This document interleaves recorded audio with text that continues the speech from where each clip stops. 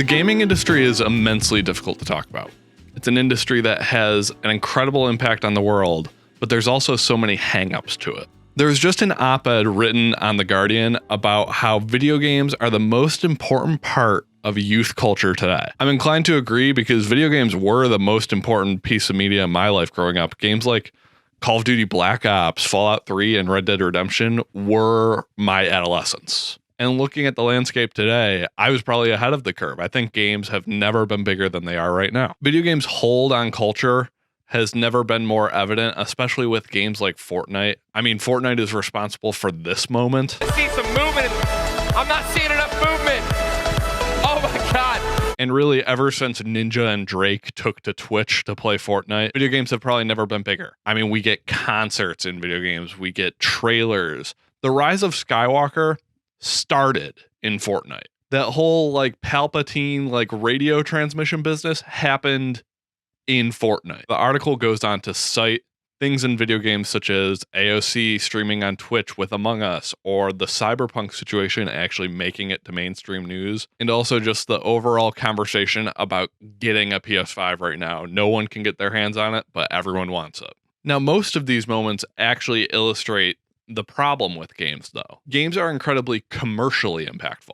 All of these stories have to do with general consumerism, celebrities, or politicians. And things like this are good and bad. It shows that gaming has a ginormous audience that people want to be a part of. But it also leads to a situation where games are mainly only acknowledged if they're making a ton of money. I took on the games as art topic, and I kind of took a more critical approach to it because I want to hold games to a higher standard than just how much money they're making. And I think a game like Fortnite is the other end of this, where it's not trying to mimic other pieces of art. It's more commended for its ability to be a money-making machine. So if we take another look at this op-ed by Sean Monahan, let's pay special attention to the headline. Video games have replaced music as the most important aspect of youth culture.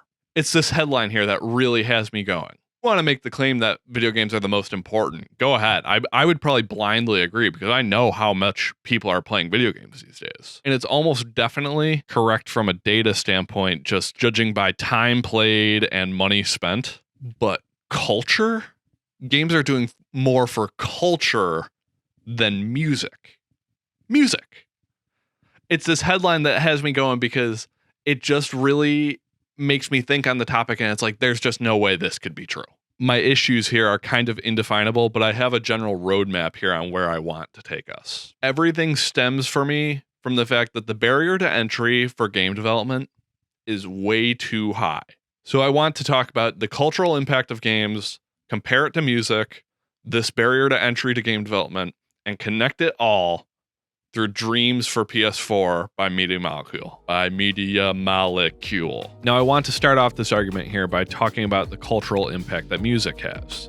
I don't want to do it by talking about how popular folklore was this summer, even though it was incredible. I want to do it by how I see music existing in my life amongst my peers. And the biggest thing that I see is everyone I know has their own Spotify page. I don't mean their own Spotify account. I mean they are making music, putting it up, and people are listening to it. There may not be as much of a consensus on what is popular music anymore. I'm not sure if that's necessary for this argument.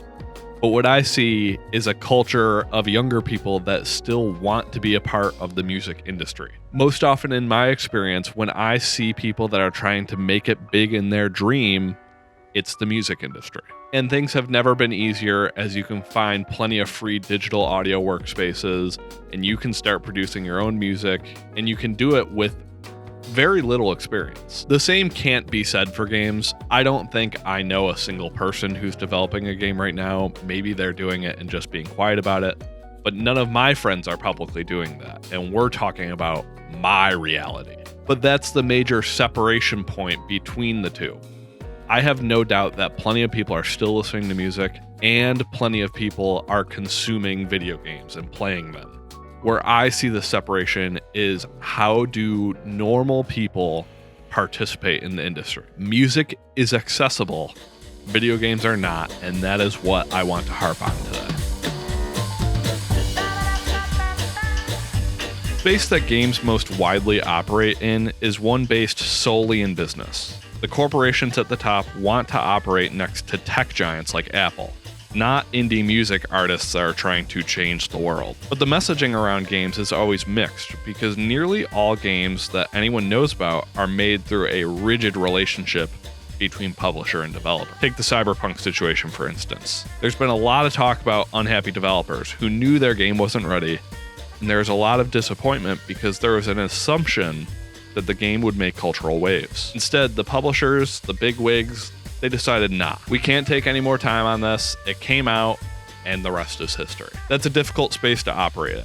As an outsider looking in, the ability to make a game that has actual cultural impact seems impossible. All of these forces are simply looking for profit, and it's still managed to happen, which is impressive, but this comparison to music can go even deeper. To get to the bottom to where games need to go. Game development is far too difficult with too many gatekeepers. While the only thing stopping you from participating in the culture of music is an instrument, there are countless obstacles in the way of you developing your own game, and that's also why I want to talk about Dreams. The opening of Dreams is quite blissful. It's a punch in the face of color, music, and your adorable little imp. I chose green, my favorite color. It's the type of intro that I should see as cheesy because it's cool to dislike happy things. But this one actually got me. You're chasing down your idea, a little spark that wants to get away from you, but you have to catch it. And then when you catch it, you get to water it and watch it grow.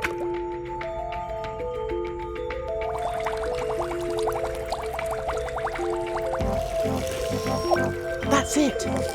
Amazing what a little nurturing can do. Almost there. Clearly, it's a play on making your dreams come true.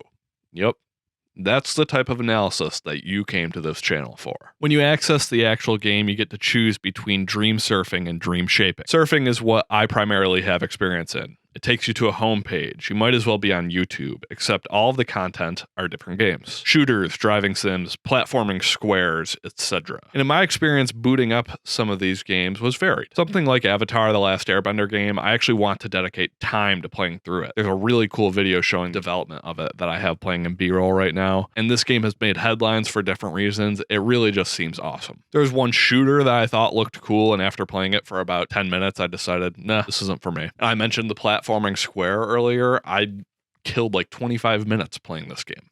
It's just like any other content platform. Some things may hold you, some things it may not. There's also technically a campaign to Dreams. It's called Art's Dream. And the most important ingredient of all, music.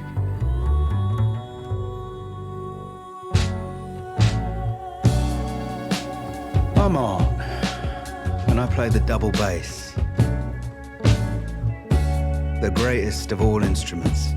It's a story mode made by Media Molecule with the dream shaping tools about a man named Art who has abandoned his jazz band before their big break. I want to just dedicate a minute to talk about this because I thought it was really well-made story, and it did a lot of different things that were really creative. Like, the story kind of dictated what the gameplay was. Sometimes it was a point-and-click adventure, sometimes it was a platformer, sometimes it was more of an action game or an arcade shooter. Obviously, from a practical standpoint, they just wanted to show like the different possibilities of their tools. But I think it's a cool idea that more games could take a page from. Now, Art's Dream is only 2 to 3 hours long, and the rest of the game is just playing other people's creations. And the biggest thing that sticks with me is when I first heard about Dreams, I understood it intellectually, like this thing that allows you to make games, but the possibilities in it are insane. This is a whole game engine. This isn't Mario Maker, make your own levels. This isn't Roblox, which is just like this whole other thing that I don't really understand, but it seems relatively limited. There are people doing incredible things in this. I do want to give a shout out to this YouTuber, Saku's Mind, whose channel is based around Dreams tutorials and finding great creations from people in the community. He showcases the game much better than I ever could because he actually knows these creation systems and has found dozens of high-quality games on the platform. His channel also showcases what is so important about this game, which is the creation tools. If we go back to the music comparison, I think a big reason music is so impactful is because you can not only identify with music, but it's also possible to express yourself through music. You have to learn an Instagram or a program for making music. Hard cut in. I'm fully aware that I misspoke here. I can't believe I said that you have to learn an Instagram instead of an instrument. I didn't even correct myself afterwards. And I'm not going to correct it here because I just wanted to leave it in to show what a fool I am. But the barrier to entry is not that high. You apply that to games, the barrier to entry is astronomical. All of the different processes involved in making a game are significantly more daunting. Design, animation, programming, etc. are all incredibly difficult in their own right. And that's why most of the games we play are produced by teams of people forced to deal with abusive work environments. The one thing I'll say more critical of Dreams creation tools, but this is the case for any creation, you have to really buy in if you want to be able to get into the creation tools. There's kind of a tutorial hell in it that I just wasn't able to get past, but that's because I don't have a passion for making games. I more just want to analyze them. Dreams is an imperfect but more streamlined way to make games. I mentioned Roblox earlier. I really don't understand it. Before this video, I watched a video on what is Roblox for parents, and it might not have given me the best idea, but it just seems like the art style and stuff, you can only do so much with it. Dreams is this very deep engine that you can craft characters, you can make music, all on a PS4 controller. We all love an overnight success, and when you bring music back into it, nothing is an overnight success like the whole SoundCloud generation. Someone like Chance the Rapper got famous from his mixtapes being on SoundCloud, or Claro, I believe, got famous through a YouTube video. These stories are all over the music industry, and obviously, there's also the whole other side of music that is just as corporatized as games. There are more ways to subvert those boundaries. The rags to riches story, we all live for it. And the only real example I can think of in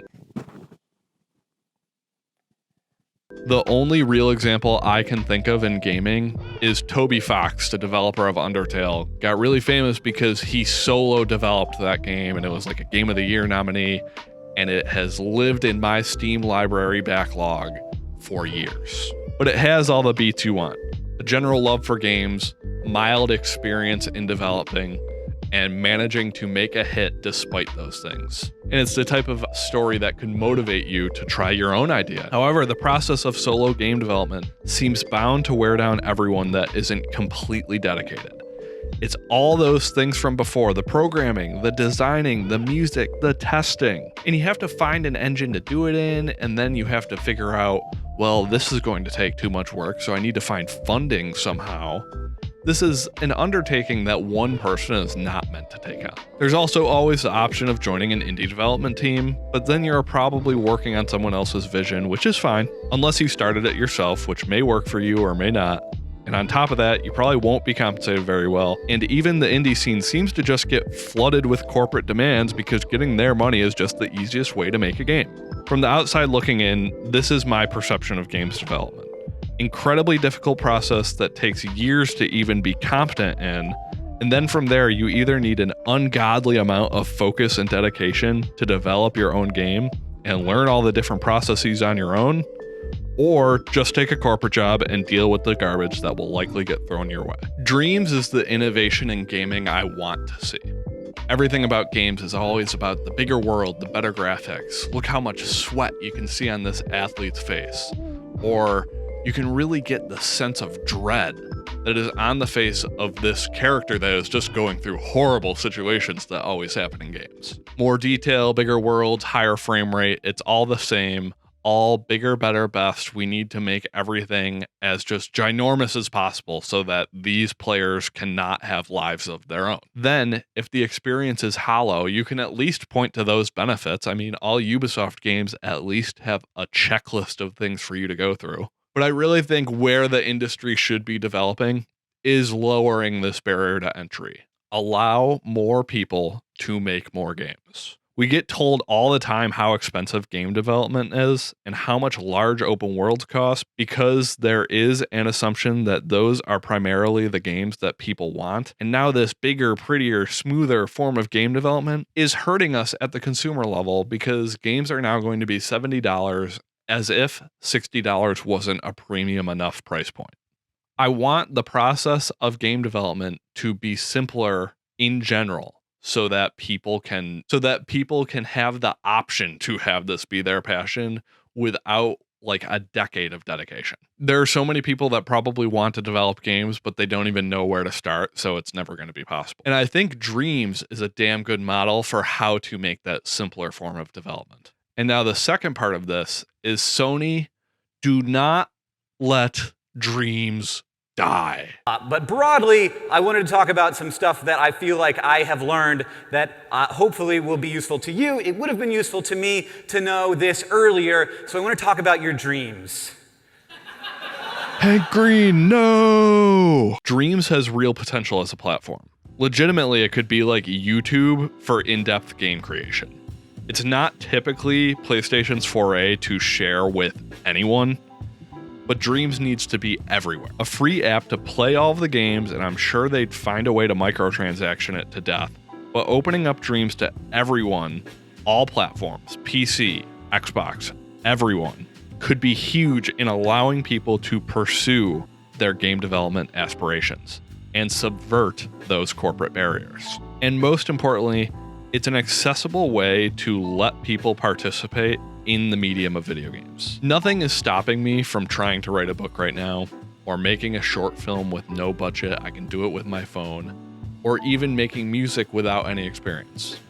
And the idea of making a game has never been possible to me until Dreams. In conclusion, the cultural impact of games is obviously huge, but when comparing it to music, I think the biggest difference to me is that music is an accessible medium and games are not. People can't realistically participate in the creation of games unless they choose to make that their career path. School and hours of dedication are required to be a game developer.